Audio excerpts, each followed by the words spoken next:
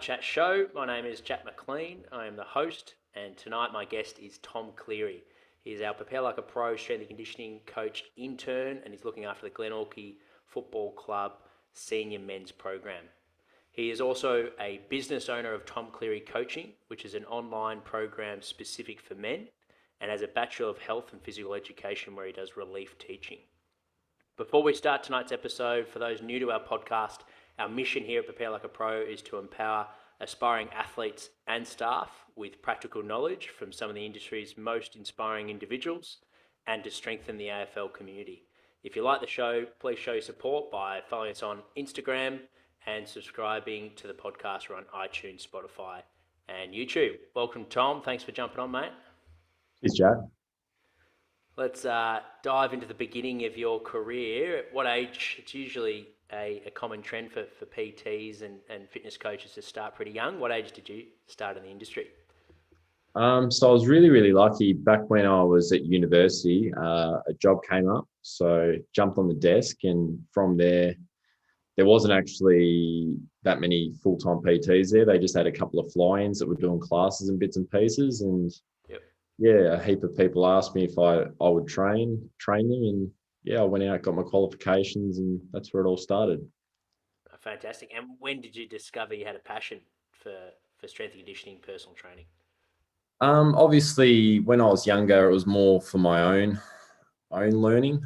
Initially, it was more, what can I do to become better personally? I was on a bit of a journey to become the best footballer I could be when I was younger. And yeah, I found that a lot of those lessons helped me initially, and just going through my own transformation, because I wasn't genetically gifted or anything like that. I had to work quite hard to get my body to where it is now. And yeah, all the lessons I've learned along the way, kind of once I fully transformed myself and got to, I guess, that next level, I was able to share those teachings on. And I guess once I fully gained that full appreciation of it all, that's where the true passion came from. Yeah. And was most of your learning back then self-taught through research, or did you lean on a few mentors that helped shape your career? Yeah, so initially we had a really good strength conditioning coach at 𝐿𝐾𝐫𝐞𝐩𝐚. He was, I guess, my first mentor. And from there, he was really good in regards to mindset and just getting out, getting it done, just probably building my mental game. In regards to, I guess, learning all the fundamentals I needed to know to be a successful coach, that's when I moved to the VFL, and I just had access to just so many coaches. Obviously, at Williamstown, we had 4 strength conditioning coaches, a nutritionist, physios. So just by having that many people around you, it was kind of like my own little mastermind. And because I was obviously working in my own practice, I just wanted to learn as much as I could. And I utilized all those people that I met along the way to really propel my own learning. Yeah. And then you mentioned at the start it was very much on your own personal journey to help your football performance. And you weren't genetically gifted. For those developing footballers that are tuned into the podcast, what were some helpful things that you found along the way? I guess some gems that helped you improve your athlete development. Initially, it's just working on the fundamentals. Too often I feel like people are focusing too much on the accessory stuff and not enough on the I guess the bread and butter of what you need to do, focusing on becoming a stronger athlete, focusing on becoming fitter initially, and working on your weaknesses and making them not so deficient in your game. So one of the main ones for me was I had to get stronger. I grew really late. And yeah, I was very skinny, so I had to put on some muscle. That was goal number one. And secondly, I wasn't a very good endurance athlete, so I had to build my tank. And there were two major factors that really propelled my game. Within 2 years, I saw a huge difference in my game. Yeah, and you mentioned at the VFL program Williamstown you had 4 S&Cs. How would you utilise them to their full capacity to get those results? Was it getting a program, following the program? Was it asking them questions throughout training? Take us through sort of your mindset how you made the most of that environment? Well, very, very lucky. So 40 guy squad. So every coach only had 10 players. So it was up to you as a player to reach out and get extra help. I was always on the front foot. The coaches are usually there, an hour and a half before training. So I'd always be there an hour and a half early. If there was a movement pattern, I felt like I wasn't quite doing right, I'd get help there. A lot of the strength indicators and the way in which I was doing movements, they could help me in regards to that. But the main thing was, when I had a specific goal I wanted to achieve, they could really clearly define how I could achieve it. So that was probably the main thing. Yeah, I love that. That's great advice. You can look at a schedule and see that training starts at 5 o'clock, but you worked out that the coaches were there beforehand, an hour before. So why not tap into that resource where you do get that one-on-one time and make the most of that downtime to get better, and that would accumulate. I imagine if you add those hours up over a week, months, and the year, the amount of it's a great way to get a competitive edge against your peers and make yourself better, and ultimately fast track your development. Was that something that you just did through trial and error, or did someone recommend you to put in that time and start getting into the club early? It's a bit of a story behind this one. I never, on going through probably my junior years of football, I was never fully dedicated to it. I kind of was half dedicated to it. And yeah, I just had a few things that sort of happened throughout my late teen years, which kind of made me wake up a little bit and realize that life was really short. And if you want to make things happen, your footy career is a very, very small part of your life. So if you really want to make something of it, you're going to have to get out there and get it done, because time flies. And, you go from high school into college into almost finishing uni, it's time to get a move on and start to get things rolling. Mm-hmm. Yeah, for sure. And then you mentioned the personal training side of things. When did you make that shift where you started focusing on actually coaching others? You mentioned that a few guys approached you.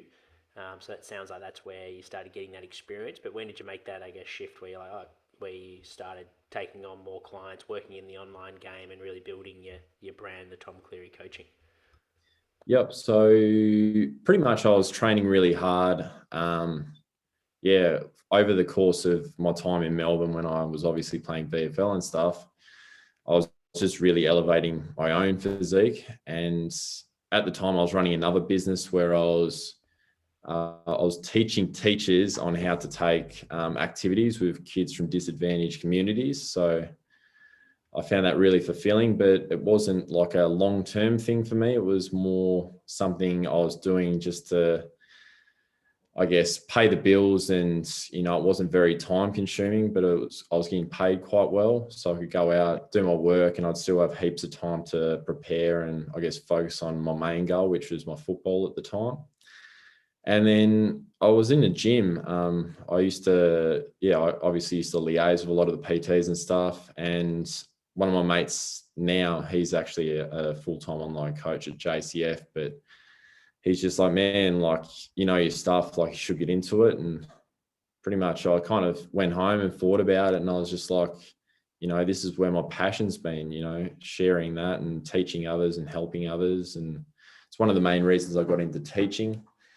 I've always loved helping others to achieve what they want to achieve. And it just seemed like a logical step for me to follow the health and fitness path. And what was for the coaches listening in the podcast world, which is probably our main demographic, strength and conditioning coaches, personal trainers. How did you start? Was it Instagram? Was it Facebook? Take us through. Where's the best place to start, do you think, when you want to start developing your own brand? Look, in regards to social media, it's one of those ones where if you're not fluent with it, you're just better off starting as a PT, jumping into a gym, getting the gym obviously to get you some clients. From there, it's completely up to you to get results. I truly believe results are gold, and referrals are gold, And if you can get people results and you can guarantee them, if you do your program or if you follow the steps I'm going to put out for you and the plan I'm going to lay out for you, and you will achieve what you want to achieve, you know, there's nothing else that you really need. That's my honest belief in the coaching game. Yeah. So have the results make the talking, do the talking. Yeah. Good philosophy. And what about from going back to your football point of view? How did the VFL come about? Obviously, I imagine you were playing most of your football before then in Tassie. Why did you make the move to VFL? And take us through what was the difference between the two, playing in Tassie compared to VFL footy? So like I said before, I grew really late. So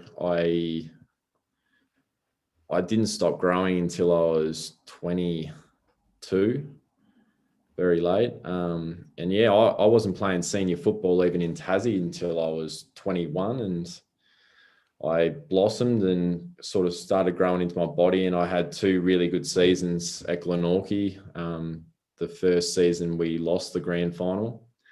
I'd gotten some VFL interest that year, and I'd elevated my game like exponentially. And I was just like, well, if I can do this in 1 year, you know, what can I do in another year?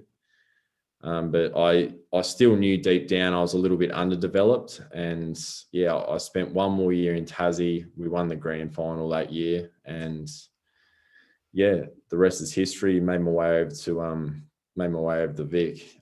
Just a good one in regards to like how underdeveloped I was. And I guess a little bit about sort of Tassie footy. My bench press was bigger than my squat when I went over to Melbourne. So yeah, it's just it's one of those ones, and that's probably where my passion has been coming back to 𝐾𝐿, is sharing the importance of strength conditioning and yeah, actually preparing like an athlete. So Yep. Yeah, it's so important putting yourself in those environments, isn't it, where you can absorb so much being in these high performance environments, and like you mentioned, work on your weaknesses, get an understanding of those weaknesses and top them up. And was it when you're sharing that knowledge with the guys in the Tassie program now, what are some of your key pillars and key areas of focus from an athlete development point of view? First and foremost, I would say leg strength. It's one of those ones where when all our state teams go over to Melbourne, Perth, South Australia, you know, just the overall leg development of kids and players from other states, you know, you can tell they're doing leg weights. You know, they're strong for their lower body, their ability to win contested ball, stay strong over the ball. It's just so important, especially in a physical game like football, where, you know, being controlled over the ball, being controlled even when pressure comes your way, is a very vital part of the game. 100%. And going back to your personal training, strength and conditioning career, what is some of your fondest memories where you look back and you're proud about those moments throughout your coaching career? There's 2 main ones. I once had a client, he was a dad, he was 50, and he came in and yeah, he wanted to lose some weight. You know, once you start digging deeper and find out the deeper reasons why people are wanting to do those things, I guess that's where the gold's found. And yeah, he wanted more energy. He wanted to actually be able to finish this Spartan race, and he wanted to fit back in his old clothes and wanted to feel good about himself again. And yeah, when we first started, he's like, yeah, I'd be happy with 4 or 5 kilo. And I said, nah, let's go for 30. 30 kilos. He just looked at me, he goes, huh? And I said, yeah, we're going to do it in 16 weeks as well. And he goes, really? I said, yeah. And we didn't quite make it there. We missed out by 0.4 of a kilogram. But the following morning, after the 16 weeks, and he went on holiday, the following morning he weighed in at the specific amount. That's probably one of my most fondest memories. Yeah. Wow. Yeah. Just seeing the disbelief that, you know, something like that could be possible. And I guess as coaches, that's the main thing, to show people, I guess, what they are capable of and what is possible. Yep.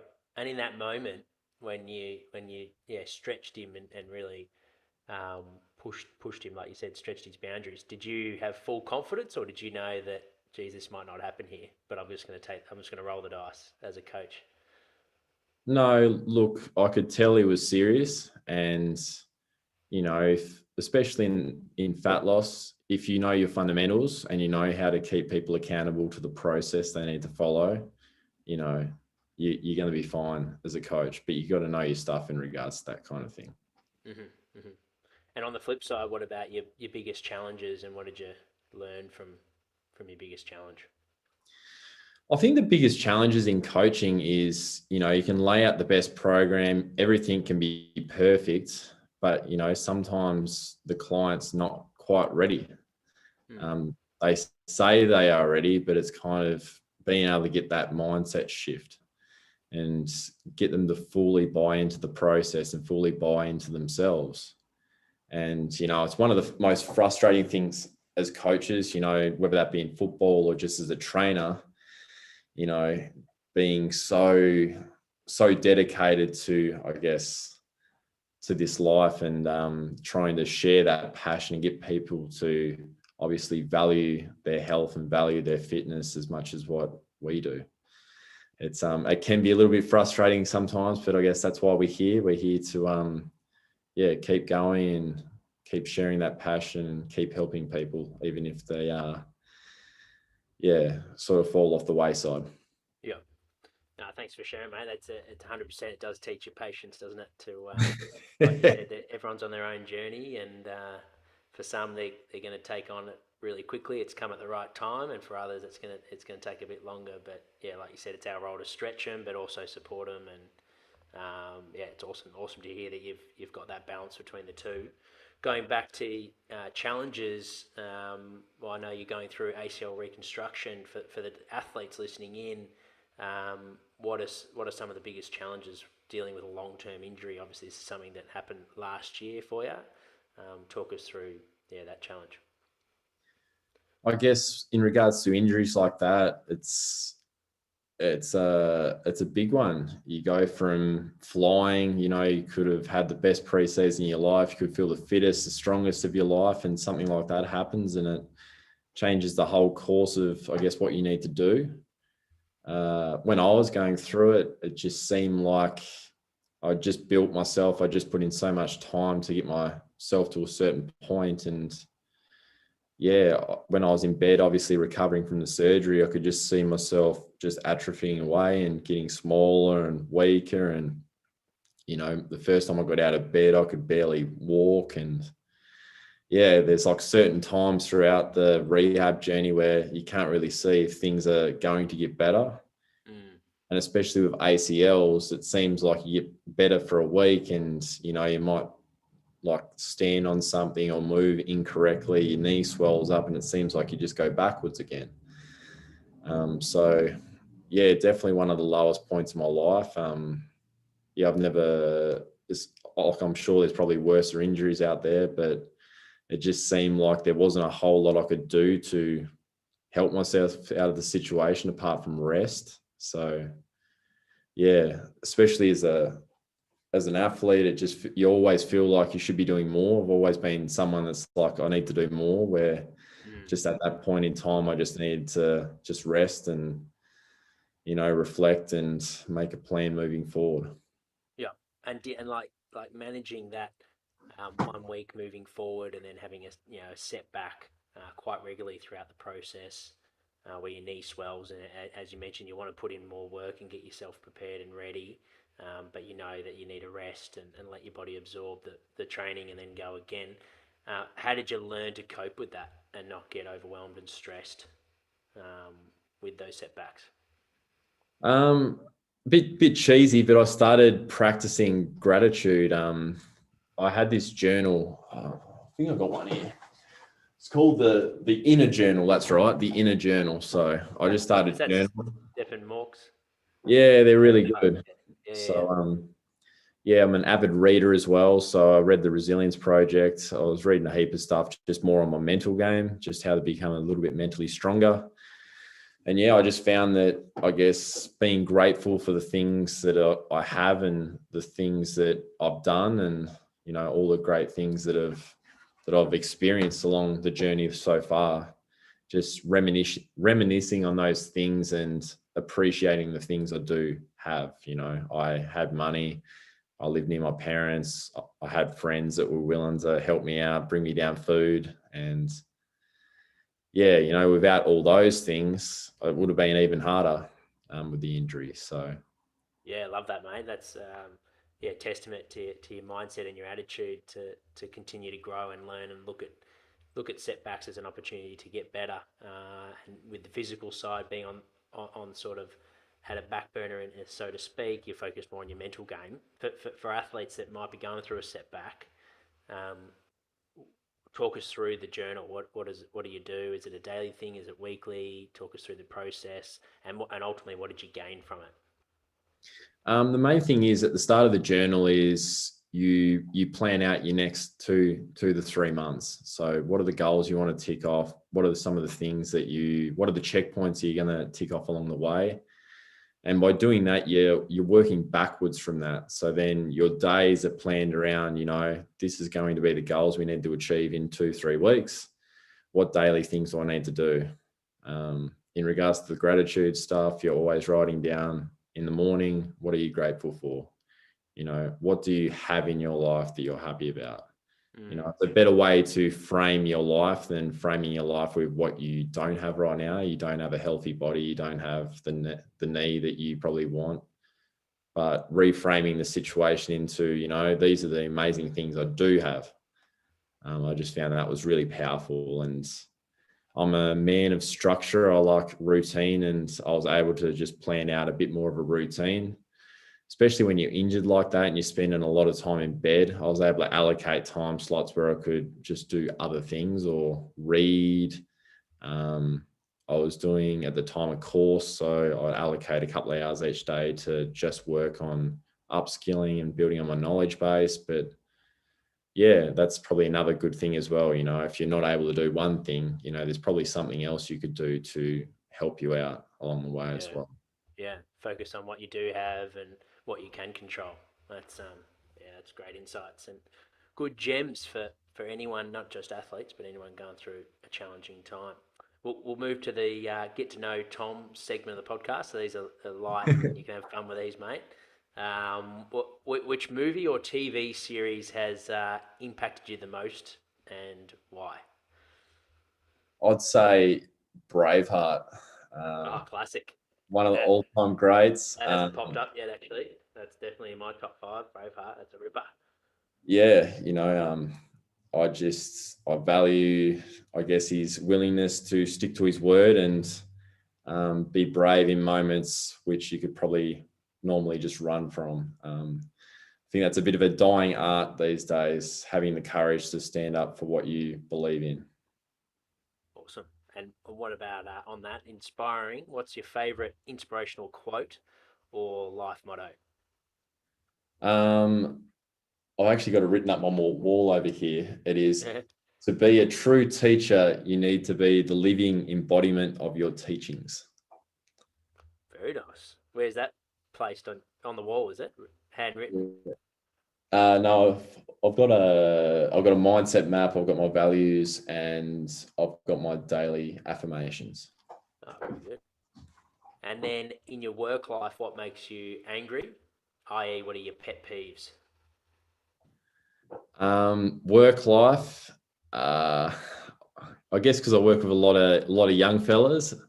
Plenty of guys like to talk, but not many people like to do the work. I've got a lot of respect for people that, even like your Conor McGregors of the world, the people that talk, but they work the hardest.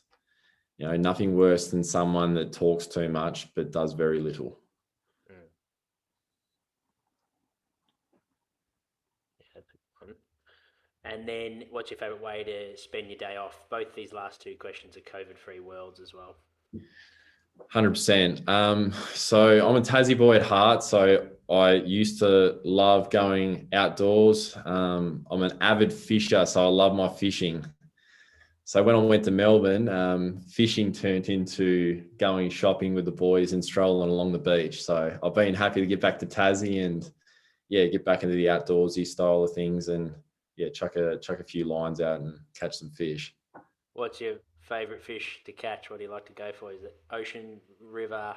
What's your style?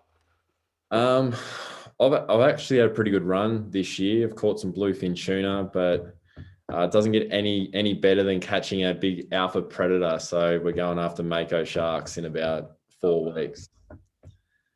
Awesome. Yeah. And what about favourite holiday destination and why? I've got many avid memories of boys' trips over the Bali. So that used to be just once a year, and we'd put a crew over there. Been to America, been to Thailand, been to New Zealand, and I hope I can get to Europe before I'm 30. If not, I might cry. But yeah. How many years you got left of the 20s? I've got a couple left. So yeah. A little bit scared, but I've got to make it over there before I'm 30. So that's the goal. Yeah. Is it COVID the thing that's holding you back, or just work commitments and bits and pieces? Oh, just COVID, really. I don't want to go over there and have to do another fortnight of isolation. Bit of a 100%. Bit of a pain, but yeah. Hopefully it blows over soon. Hey, 2022, new year, fresh start. Let's get over this COVID constraints and go. Where would you go? What's your first country? Look, I feel like I've got to do the basic white boy experience. I'd have to do like Ibiza, Greece, and Croatia. I just have to tick those off just for my own soul. And then beyond that, I'd like to do the touristy stuff, Italy. Even through even going up to like Russia or something like that would be cool, just for a different vibe. Look, I'm an avid traveler. Back when I stopped playing VFL, started playing a little bit of local league, just the freedom to be able to travel and I guess do that sort of stuff was it was good. Very good.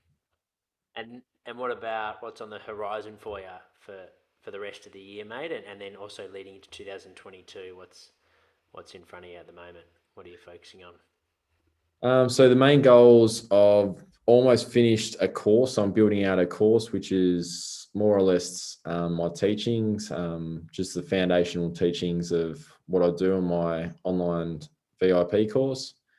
From there, I want to start on YouTube. So that's been my next little project. I've been going pretty hard on Instagram. So I've been quite successful on there, but the next little project is going to be YouTube and obviously learning how to edit videos and do a decent job of that and just learning a new skill set. I feel like it's going to be a really good new challenge. That's awesome, mate. Yeah, well, thanks so much for coming on and giving us your ups and downs of life experience.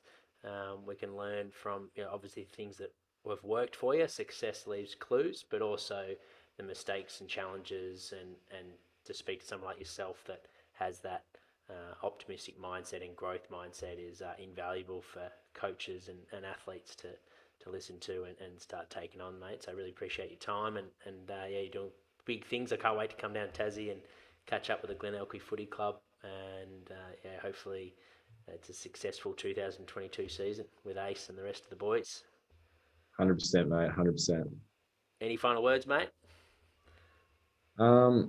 No, it's been an absolute pleasure. Tassie is waiting paradise on earth. So you're always welcome down here. Apart from that, thanks for having me on. Awesome, mate. No, thanks for coming on. And thanks for everyone that's tuned in. At this stage, we have no planned live chats coming up. So it's a bit of a reset and recover and let the podcasts that have happened, we're about 8 weeks ahead. So Tom's podcast, this live episode will be released in the new year. And if you have any questions or queries, or in the meantime, if you just tuned in halfway through, you can watch the whole episode on our YouTube channel. And for those looking for a Christmas program, we have a free 14-day trial as well at the moment. All you need to do is sign up to our email list at preparelikeapro.com. But I'll see you guys on the next episode. Cheers, guys.